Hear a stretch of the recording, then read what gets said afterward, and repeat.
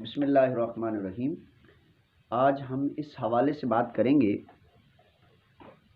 कि उम्मत के अंदर कौन सी ऐसी वजह पेश आई, कौन से ऐसे असबाब बने जिसकी वजह से हदीस पर बहुत से लोगों ने एतराज़ात किए और हदीस का इनकार भी कर दिया। और हदीस को इनकार करने वाले लोगों में बहुत सारे नाम आते हैं। इसकी वजह क्या बनी? तो इसकी वजह ये बनी कि बुनियादी तौर पर वो लोग मोजज़ात, तफसीर और जो है ना जिन्नात, रूह वगैरह की साइंसी ताबीर करना चाहते थे।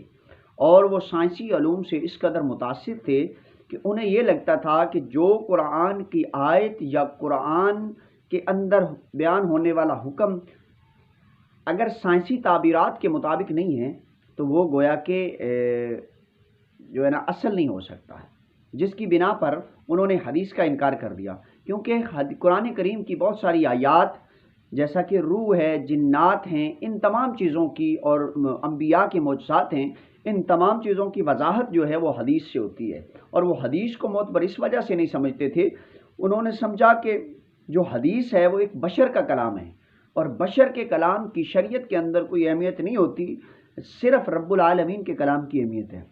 इस वजह से उन्होंने हदीस का इनकार किया और हदीस का इनकार करने की वजह से वो अपने आप को अहले कुरान कहते हैं और हदीस पर इनकारात करते हैं। जिसमें सबसे पहले सर फारिस्त जो नाम आता है वो सर सैयद का आता है। उसके बाद रशीद रज़ा मिस्री हैं, ये मिस्र के अंदर रहने वाले, इन्होंने तफसीरुल मन्नार के नाम से एक तफसीर लिखी कुरान करीम की जो साइंसी उलूम के मुताबिक थी। और उसमें उन्होंने साइंसी उलूम को ही अहमियत देते हुए बहुत सारी चीज़ों का और हदीस का इनकार किया है। वो कहते हैं कि ज़रूरत ही नहीं है हदीस की, कुरान ही असल है बस उसकी। उसके बाद अहमद दीन अमृतसरी का नाम आता है। बरसगीर के अंदर इनकार हदीस का फितना जो फैला तो उसकी एक वजह ये अहमद दीन अमृतसरी थे। इनका भी यही नज़रिया था कि अगर हदीस असल होती तो जिस तरह कुरान तवातुर के साथ हमारे पास पहुँचा है इसी तरह ये हदीस भी तवातुर के साथ पहुँचती। और अगर हदीस से सारी की सारी मतवातर नहीं है तो गोया कि हदीस असल नहीं है और हदीस की ज़रूरत नहीं है। दूसरा इसके बाद नाम आता है असलम जयराजपुरी का। वो भी यही बात करता है, वो कहता है कि जो अहादीस तवातुर के साथ साबित हैं और मतवातर के दर्जे तक हैं उन अहादीस पर अमल करना तो ठीक है, लेकिन जो खबरें अहाद हैं उनको वो ज़न्नी और तारीख़ी हैं, उनकी शरीयत के अंदर कोई अहमियत नहीं। इसी तरह उसके बाद ग़ुलाम अहमद परवेज़ का नाम आता है। उसने कुरान की तफसीर भी लिखी है, लेकिन उसका नज़रिया ये है कि हदीस बशर का कलाम है और बशर के कलाम की अहमियत नहीं होती। मसूफ़ ने हुज़ूर की बशरी हैसियत और नबवी हैसियत में फ़र्क किया है। कहते हैं कि जब आप पर वही नाजिल होती है तो उस वक़्त आप नबी हैं।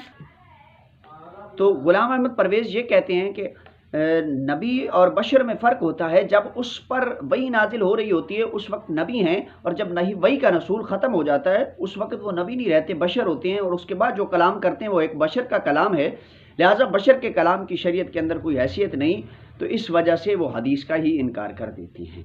इसके बाद आज के दौर के अंदर हम देखते हैं तो जावेद अहमद गामदी का नाम हमें सुनाई देता है। उन्होंने भी सुन्नत का इनकार किया है और बाज़ जुज़वी तरीक़ों से उन्होंने अहादीस का इनकार किया है। वो कहते हैं कि सुन्नत का माना होता है रास्ता, और हुज़ूर का तरीक़ा सुन्नत है, इसलिए नहीं कि आपने आम इंसानों की तरह ज़िंदगी गुजारी है और लिबास भी इसी ज़माने के एतबार से पहना है, हर काम इंसानों की तरह किया है, इसलिए कोई ऐसी ख़ास बात आपके अंदर हमें नज़र नहीं आती जो काबिल इत्तबा हो। इस वजह से वो हदीस का ही इनकार करते हैं। आज के दौर में बरसगीर के अंदर ये जो फ़िरका है कई जगहों पर पाया जाता है और इसके आज के प्रचार करने वाले जो हैं वो जावेद अहमद गामदी हैं।